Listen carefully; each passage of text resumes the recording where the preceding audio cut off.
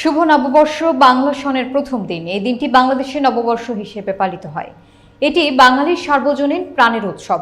অতীতের ভুল ত্রুটি এবং ব্যর্থতার গ্লানি ভুলে নতুন করে সুখ, শান্তি এবং সমৃদ্ধি কামনায় উদযাপিত হয় বাংলা নববর্ষ। নতুন আলোয় উদ্ভাসিত একটি নির্মল সকাল, একটি উজ্জ্বল দিনের প্রতীক্ষায় থাকে গোটা বাঙালি জাতি। সে হিসেবে এটি বাঙালিদের একটি সর্বজনীন লোক উৎসব হিসেবে বিবেচিত।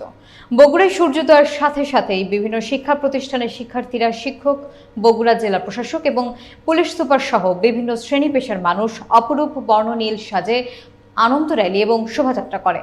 আনন্দ র্যালি শোভাযাত্রায় ফুটে উঠেছে বাঙালির ঐতিহ্য, অপরূপ সাজে সেজেছে কিশোর কিশোরী শিশুরাও।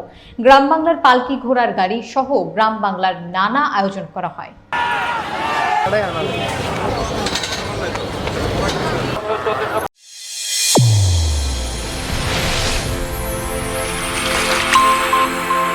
চ্যানেল A1 হৃদয়ের স্পন্দন।